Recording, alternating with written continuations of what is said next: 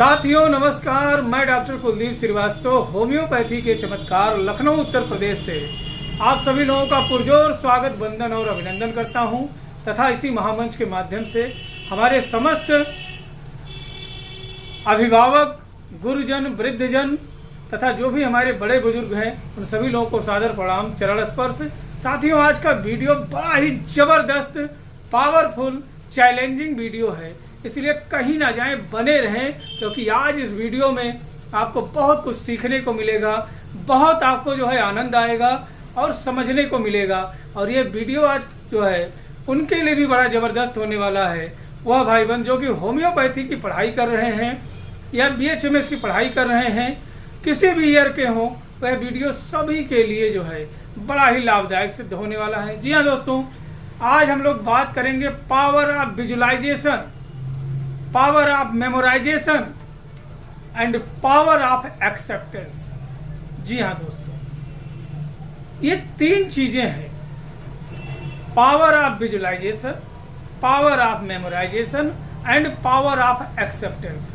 जी हाँ दोस्तों, अगर जो हम देखें तो होम्योपैथ में एक राजा सब्जेक्ट है, किंग सब्जेक्ट है, बादशाह सब्जेक्ट है, जिसे कहते हैं organon of medicine and homeopathic philosophy. जी हाँ दोस्तों, यह एक इंस्ट्रूमेंट है, यह एक जो है दिशा निर्देशक है, यह एक व्यापक स्केल है, यह एक व्यापक ऊर्जावान तथा गुणवान एवं कुशल दिशा निर्देशक है एक होम्योपैथिक फिजिशियन के लिए। आपने सब कुछ पढ़ा, लेकिन अगर जो आपको Organon of medicine and homeopathy philosophy की जो है नॉलेज नहीं है, या आपने थोड़ा सा बोरिंग होने के वजह से, समझ में ना आने के वजह से अगर जो इसको आपने छोड़ दिया, नहीं पढ़ा, तो इससे जो है क्या है कि आपके अंदर वैसे ही अधूरा और सूनापन लगेगा।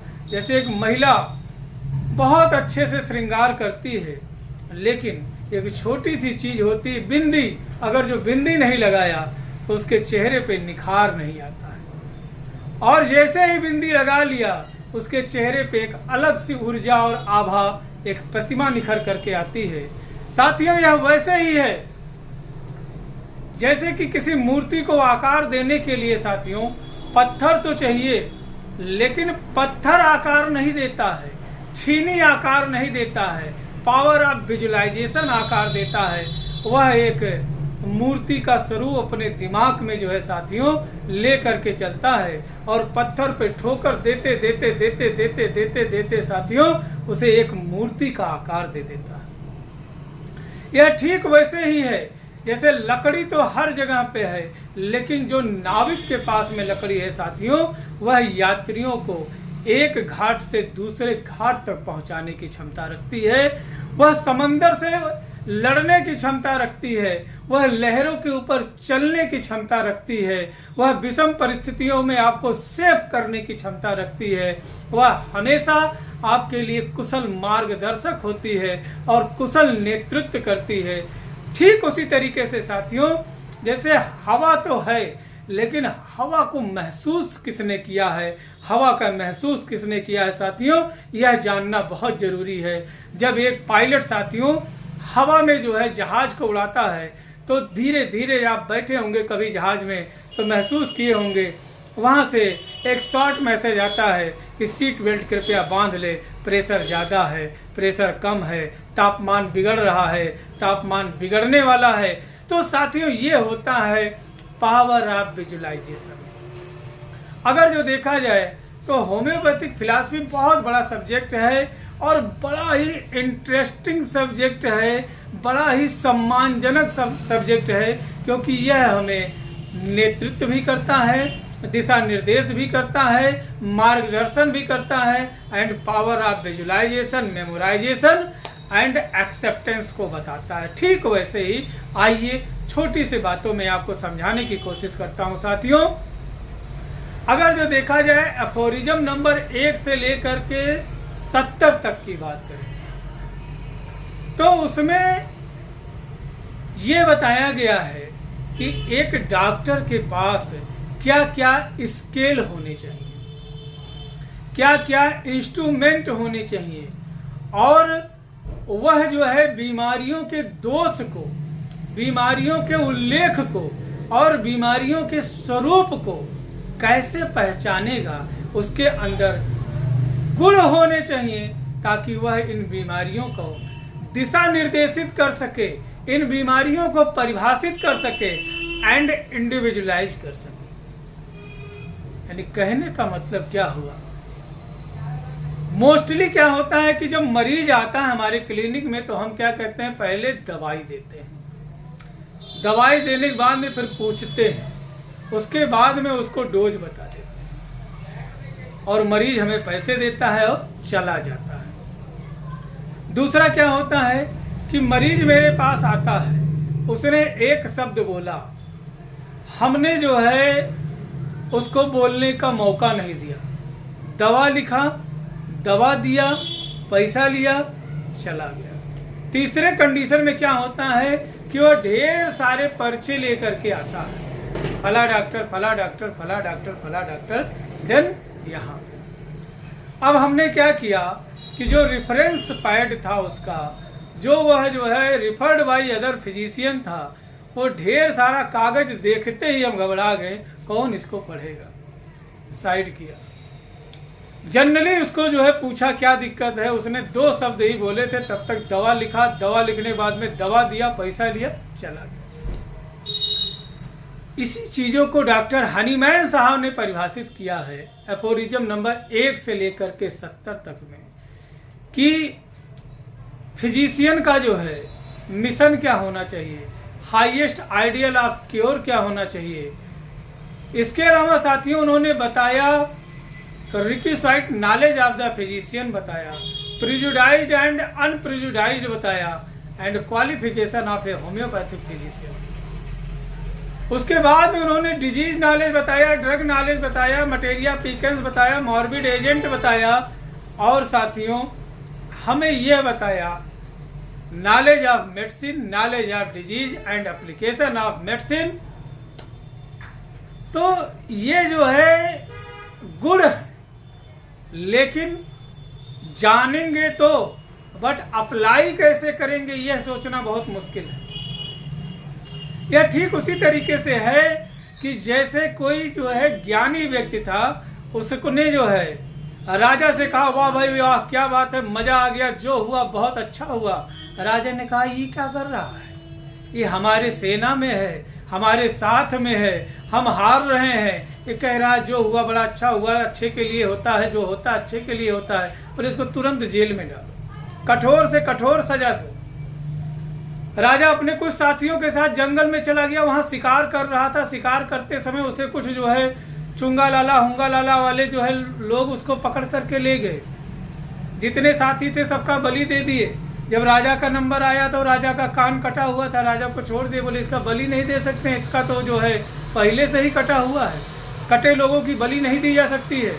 राजा भागते हुए उस आदमी के पास में बोला, दरबारियों से कहा, भाई तुरंत छोड़ो इसे, सम्मान के साथ बाहर लाओ।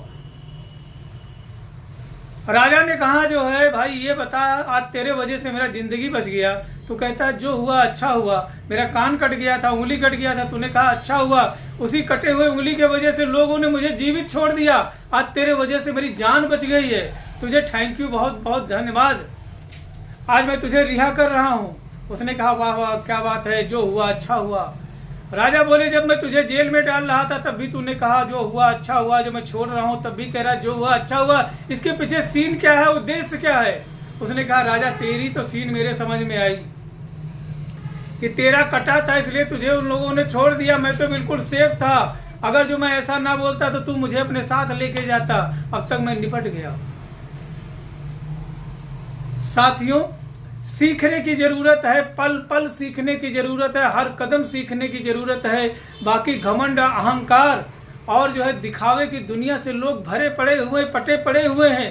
टांग खींचने की चिंता ना करो, तुम्हें छोड़ करके पूरी दुनिया तुम्हारी टांग खींचेगी, तुम्हारे घर वाले, भाई बंधु बहन, चाची चाचा, नानी नाना, बुआ फूफा सब खींचेंगे।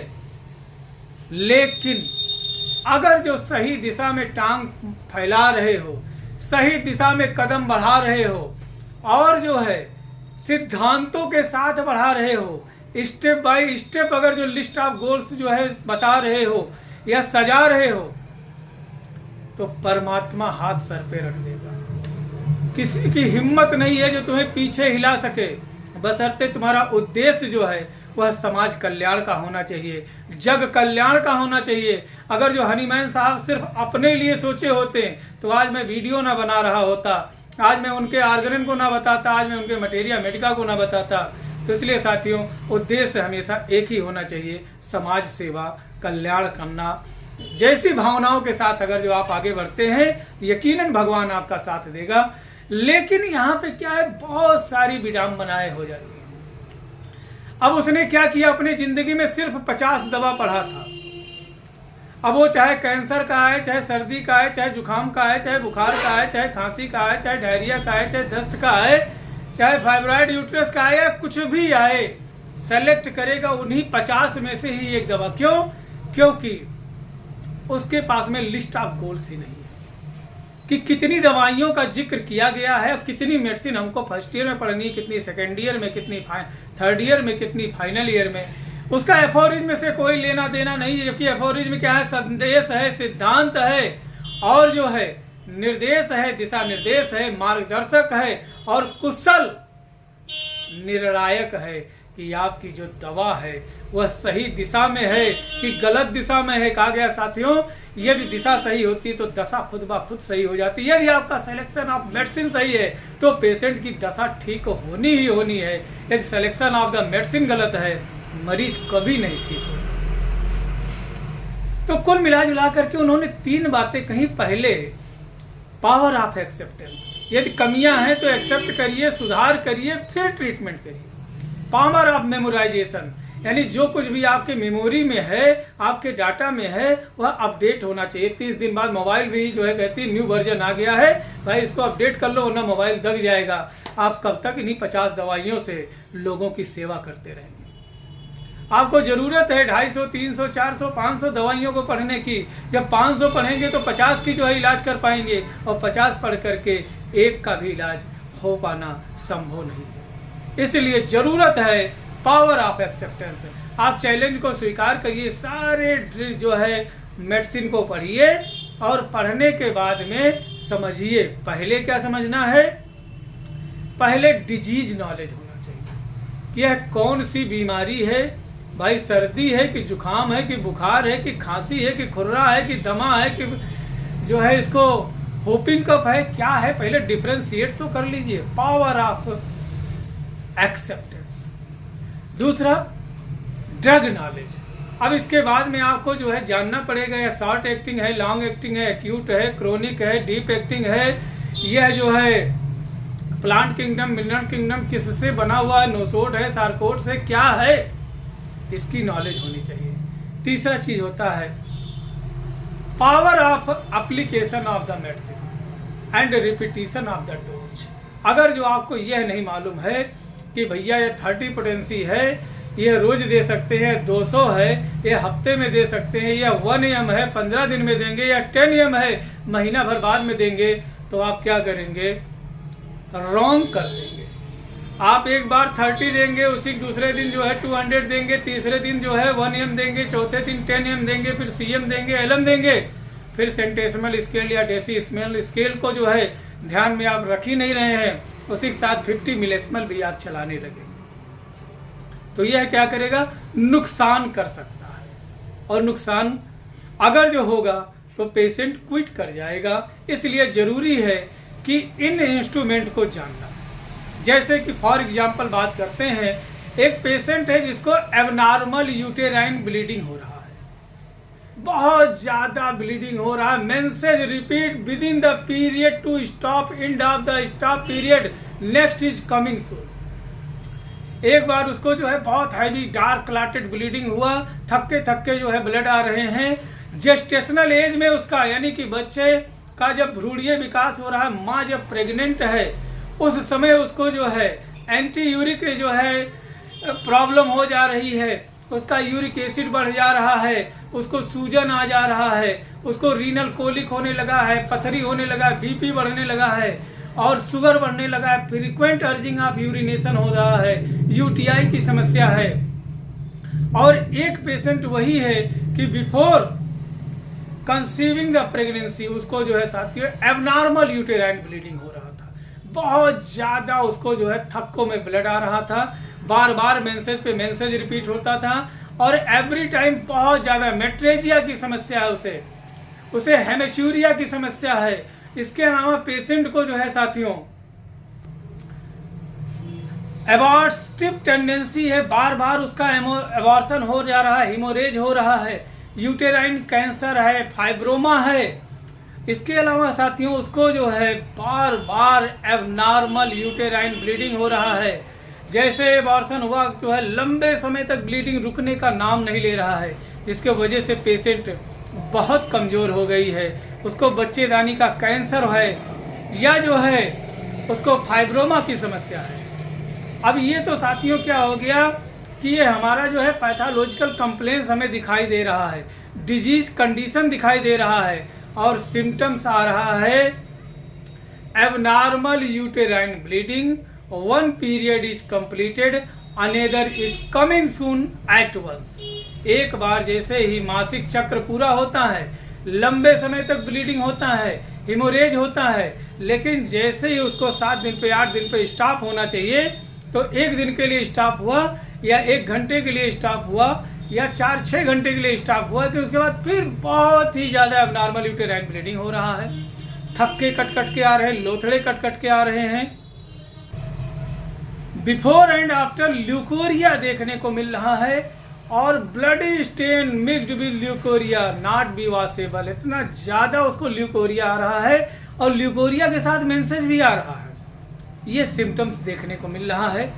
अब ऐसे में साथियों अगर जो आपने सेवाइना ले रखा है, अगर जो आपने सीविया ले रखा है, अगर जो आपने एस्टिलागो ले रखा है, मिलीफोलियम ले रखा है, ट्रिलियम पेंडुलम ले रखा, आराम नहीं मिल रहा है, तो थोड़ी सी बात आती है सोचने की कि why this medicine not give a proper result, why patient not fully cure. तो यहाँ पे साथियों आता है हनीमैन साहब ने बताया 72 से लेके 82 में और 82 से लेकर के 104 में सारे इंस्ट्रूमेंट को सजाने की बात की कि क्यों, कब, कहां क्या दिक्कत आ सकती है, इसलिए आपको तैयार करने का पूरा चीज उन्होंने किया।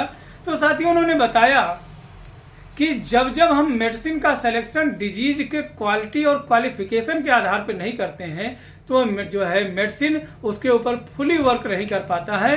मरीज जो है हो सकता है कि थोड़ी देर के लिए आराम मिले, उसके बाद वह फिर से उसी कंडीशन में रिवर्स हो सकता है। तो इसलिए साथियों यहाँ पे हमें देखना पड़ेगा short acting, long acting, deep acting, acute chronic के आधार पर। तो अगर जो आपने बहुत सारी दवाइयां कर रखी, कोई आराम नहीं है और ऐसी दिक्कत हो रही है, तो आप किसी भी नुस्खे चूरन चटनी का प्रयोग ना करें, ओझा सोखा के चक्कर में ना पड़े। ये भूत प्रेत नहीं है जो उसको जो है बार बार उसके बच्चे को नुकसान कर दे रहा है, ये उसके यूट्रस के कैंसर की वजह से हो रहा है, उसके यूट्रस में फाइब्रॉइड यूट्रस हो गया है, फाइब्रोमा की समस्या की वजह से हो रहा है, ओवेरियन सिस्ट के वजह से हो रहा है, उसे पीआईडी के वजह से हो रहा, कोई भूत नहीं है। भूत जो है ये है कि यहाँ पे जो मुलाकात जिन लोगों से हम कर रहे हैं वह they are not fully educated. तो ये जो समस्या है ये किसी और से जिक्र करने वाला नहीं है। अपने नजदीकी किसी जो है सरकारी अस्पताल में जाएं, वहां पे महिला रोग विशेषज्ञ से मिलें, उनके इलाज को करें, उनके दिशा निर्देश के अनुसार चिकित्सा का जो है प्रयोग करें, आप ठीक हो जाएंगे। यदि आप होम्योपैथ में इलाज करना चाह रहे हैं तो आपने सेवाइना ले लिया, ट्रिलियम पेंडुलम ले लिया, अस्टिलागो ले लिया और जो है मिलीफोलियम ले लिया, कोई आराम नहीं है, तो ऐसे में साथियों बेस्ट सिलेक्शन की तरफ जाना चाहिए और वह है थैलेप्सी बर्सा। तो साथियों बेस्ट सिलेक्शन कहाँ से मिलेगा? बेस्ट सिलेक्शन मिलेगा होम्योपैथिक मेडिसिन से। तो आपसे करबद्ध निवेदन है कि ये वीडियो जानकारी मात्र है, तो है दवा का प्रयोग अपने किसी नजदीकी रजिस्टर्ड होम्योपैथिक चिकित्सक के परामर्श एवं दिशा निर्देश में ही करें। वीडियो सिर्फ जानकारी मात्र है, तो है आपके ज्ञान वर्धन के लिए है। तो जी हाँ दोस्तों, उठाएं कागज और कलम, नोट करें, अपने ज्ञान को अपडेट करें। दवा का नाम है थैलेप्सी बर्सा पैस्टोरिस। एक सिंगल मेडिसिन से बच्चेदानी का कैंसर भी ठीक होगा, जो है एबनॉर्मल यूटेराइन ब्लीडिंग भी ठीक होगा, पीआईडी भी ठीक होगा, और उसको जो है साथियों जो यूट्रस कैंसर है, यूट्रस सिस्ट है, फाइब्रॉइड यूट्रस है, बच्चेदानी से संबंधित कोई भी चीज हो रही है, बीमारी हो रही है, इसके वजह से उसे एबनॉर्मल यूटेराइन ब्लीडिंग हो रहा है, अबॉर्शन बार बार हो जा रहा है, इन सारी चीजों को ठीक करेगी। और यही मरीज जब किसी गर्भ को धारण करेगी तो उस समय जब उसे एंटी यूरिक एसिड की प्रॉब्लम होगी, उसके जो है जेस्टेशनल पीरियड में, भ्रूणीय विकास की अवस्था में, या उसको जो है रीनल कोलिक हो रहा है, या जब भ्रूण जैसे जैसे डेवलप कर रहा है वैसे वैसे गुर्दे में पथरी हो रही है, या उसे जो है साथियों यूटीआई की दिक्कत हो रही है, तो यही दवा उसको जो है आसानी से ठीक कर देगा। और जब वह भ्रूणीय स्टेज में पहुंचेगी, जब बच्चे को कंसीव करेगी, तो ऐसी कोई भी दिक्कत उसे नहीं होने वाली है। यही है साथियों power of memorisation, power of acceptance and power of visualisation, कि हमारी जब तक दिशा नहीं सही होगी तब तक दशा नहीं सही होगी। तब तक के लिए साथियों अपने स्वास्थ्य का ध्यान रखें। कैसा लगा आपको वीडियो जरूर हमें कमेंट करके बताएं। आपका एक छोटा सा कमेंट हमें बहुत ऊर्जा प्रदान करता है नए नए चैलेंजिंग वीडियोस को बनाने के लिए। तब तक के लिए अपने स्वास्थ्य का ध्यान रखें। अगर जो आपने अभी तक हमारे चैनल को सब्सक्राइब नहीं किया है तो प्लीज हमारे चैनल को सब्सक्राइब कर लें, हमें फॉलो कर लें, और एक छोटा सा बेल आइकन का बटन है उसे दबा दीजिए ताकि कोई भी नॉलेजेबल वीडियो आपसे मिस ना होने पाए। तो साथियों तब तक के लिए अपने स्वास्थ्य का ध्यान रखें। मिलते हैं फिर किसी नए चैलेंज के साथ नए वीडियो में। जय हिंद, जय भारत, जय होम्योपैथी।